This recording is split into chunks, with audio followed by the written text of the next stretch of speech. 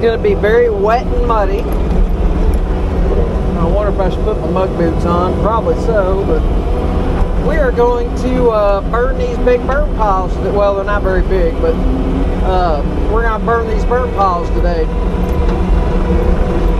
Been trying to do it for a couple weeks now, and it's been so dang windy, and when it wasn't windy, it was raining. So let's I don't know which way the wind's blowing. Let's see.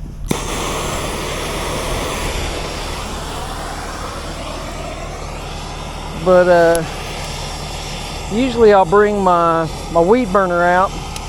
I'll throw my weed burner in there, but this stuff has been out here so long, and I've got a bunch of cedar trees in here that I'm hoping it'll just start going pretty quick.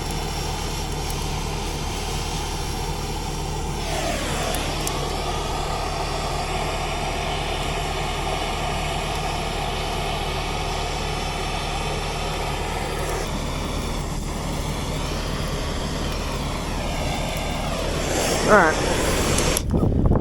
but you want the wind to assist you pushing that in there, if at all possible, so that wind will really push that flame in there. I've got another thing of go-go juice here. We're not going to set both of these on yet. I'm going to get this one going. The ground is super wet, so I really don't think I'm going to have any issues at all with any of this residue on the ground burning up. Which, if you don't know what residue is, it's what you call crop leftover. You got soybean residue, corn residue, you know, whatever your crop is. Anyways, and that's another reason why we need these burn piles gone, because I've got a new piece of equipment that I've got, and it's not the one I was talking about when we were doing the frontage. It's something different. I actually bought this. I'm not getting it from Fern Tree, but hopefully that'll start going. I should have brought my blower, put a blower on there, and it'll really start accelerating that. Anyways, let me see if I can get this going, see if it's going to die out after that cedar tree's kind of burned off a little bit. I may have to go run up to the house and get some other form of fire. Anyways, we'll be back in a little bit. Well, I'd say it's wet and mucky. What do you think? Think it's wet and mucky?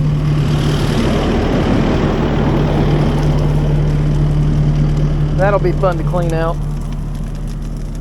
The bad thing is I can't get it to get hot enough to burn clear. This stuff has been out at least a month. The only thing I always come up with when it does this in the fall and the winter, I mean, we're in the spring now, but it's been so cold and rainy. I swear the sap in the wood gets frozen, and then it gets trapped in there, and it just doesn't want to burn out. I mean, I'm finally getting some heat off of it, but it's not burning clean enough. I probably wouldn't cook lunch on it. Anyways, but this is what we got going on. I mean, see, we even got dark. We got a little bit of darkness there in the center, which is kind of odd, but it's still kicking off white smoke. A lot of times you'll kind of get to the point where it clears out and it's burning hot enough that you don't hardly have any smoke. I mean, that's not horrible. I don't know if it's showing up in camera or not, but anyways, pretty decent sized pile. I guess I've got a little bit of heat pushing out this side. Maybe those stumps are keeping it from radiating, but the wind's blowing that way, so it should blow this pile into the rest of my pile, and then I can just keep pushing everything. I'm gonna have to roll these stumps up after they burn off of the trees. I should have cut the stumps off, I guess, so I could have put the stumps in the middle. Really got them burned down, because obviously we're not gonna get a lot of burn off of those. The pile's not that big, but anyways, everybody tell me that a couple buddies of mine, they're always like, you don't work in the mud. I do. There's the proof right there. I couldn't believe when I got out and I looked over there, that big chunk hanging off. That ought to fall off here in a little bit, I would hope. Be less I got to clean up. Anyways, well, I'm going to keep pushing this up. Here, let's show you guys. It's pretty hot over there on that other side, I guess. I was surprised. When it starts burning hotter, you know you got a pretty decent fire going. Maybe I can get some more of that stuff pushed over. I don't know why on earth I brought the skid loader. I should have brought the excavator today, but I brought the skid loader, so that's what we're using. Just in my brain, I thought, well, you know, I just service the skid loader. We'll take skid loader. I mean, what does it have to do with anything about that? That shouldn't make any difference in what you're burning. Once got the freshest oil change. I mean, I've burned with both a lot, so it ain't a big deal. At least if I brought this, I should have brought my grapple bucket. But I didn't do that either. I wasn't thinking. I was not thinking. This will do just fine. Didn't have a grapple bucket for a long time.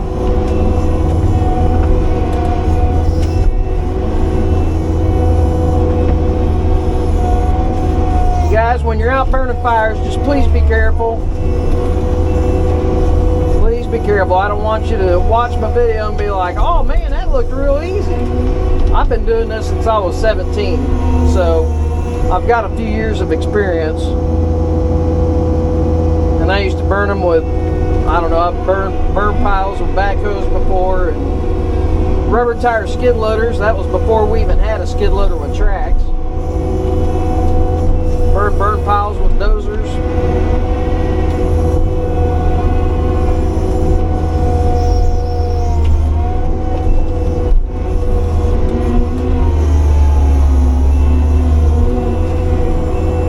My problem with this fire is it doesn't really seem like it's wanting to travel that way. I mean, the wind's not blowing hard, but it is blowing into the fire, so it should blow that fire this way. And it's just not really moving real fast at all.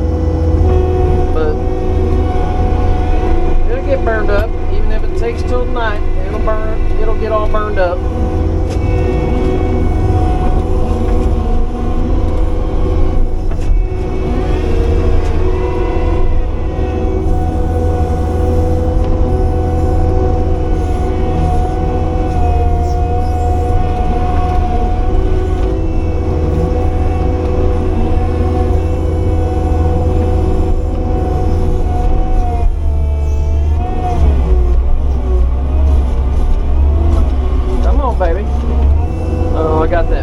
I got a whole tree over here that I'm hooked on.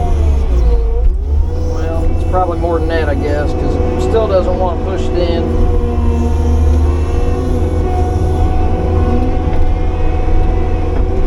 Got a whole little bit of something in there. I guess I introduced enough air in there and starting to travel down that now.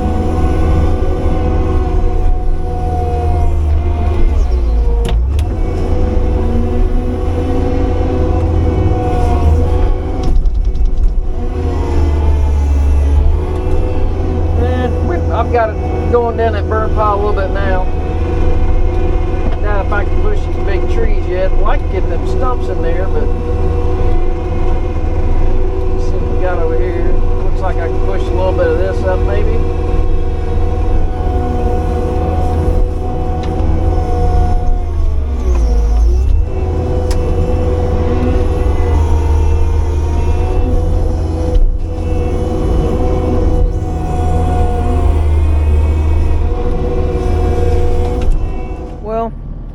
Super uneventful day, except for I broke one of my lights.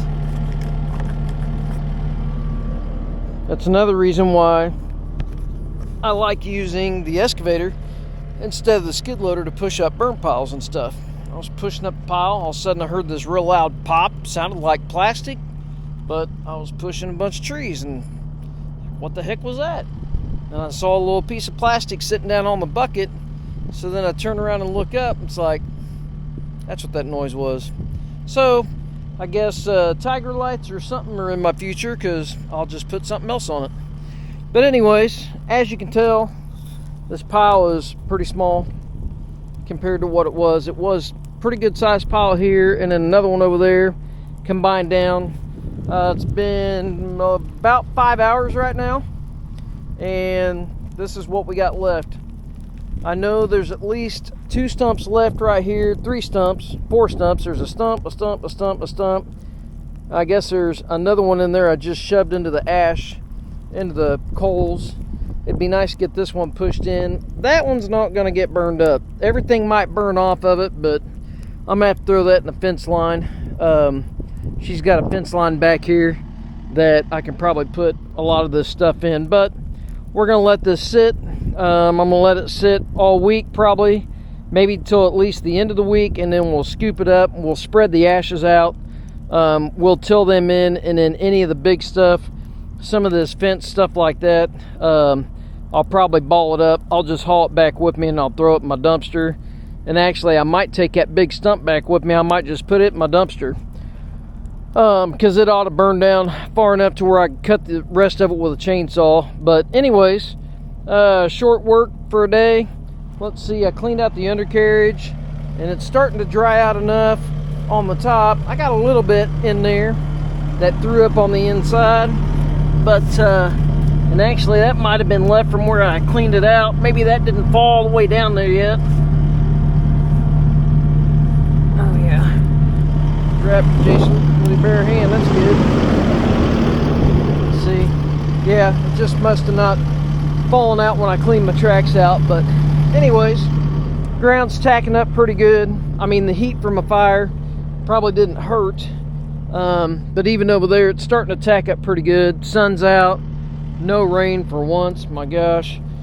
Anyways, hopefully you enjoyed the little video. Like I said, I'm probably going to be burning a whole bunch this week.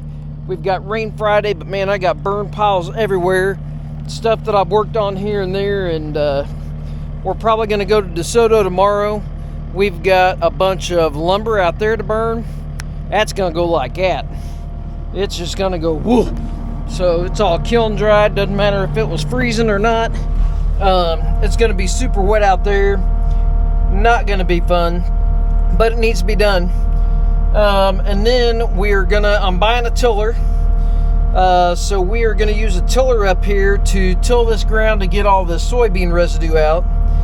And so that was kind of one of the surprise things. I've got another attachment that should be coming to me. I don't have confirmation it's on the way yet. It's pretty cool. I've got another property that I worked on before that we can use it on. I'm actually a little scared to put it on the back of the tractor and use it, but I've watched a couple videos. Hopefully I can make a better video of it. And then what else we got coming down the pipe? GPS.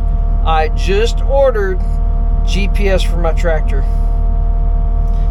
I don't know if it was the right choice or not. I've been looking for GPS for a while. This particular setup looked pretty sweet. Pretty sweet. And yes, you might think, Jason, why do you need GPS? Well, I do a lot of spraying. I would like to get back into doing a lot of seeding. I have a tiller now, so I can do food plot stuff. But I would like to get back to doing a little more tractor work. I enjoy doing tractor work. I don't mind spraying. In the tractor. I don't want to spray on an open station and eat the stuff anymore. I'm probably gonna die of cancer of an early age. But I'd like to get back into tractor work. I thought about doing some haying and stuff like that. And with this GPS, I can track how many acres I do. I can set it up, and when I spray, it'll actually show me my spray path, and I can set my AB point, and then I can set my offset and set how wide I'm spraying, and it'll literally keep me right on to where I am not wasting any material. So it's better for me. Not a lot of cost out, not as much cost spraying something if you're spraying, if you're overlapping, trying to make sure you're not missing anything. The main thing, it's better for the customer. They get a really good job done. Something's not oversprayed and nothing's missed. That's the main thing. Spread fertilizer, same thing. You know, obviously if you're seeding, sometimes you can see where you're seeding with the overseeder, sometimes you can't.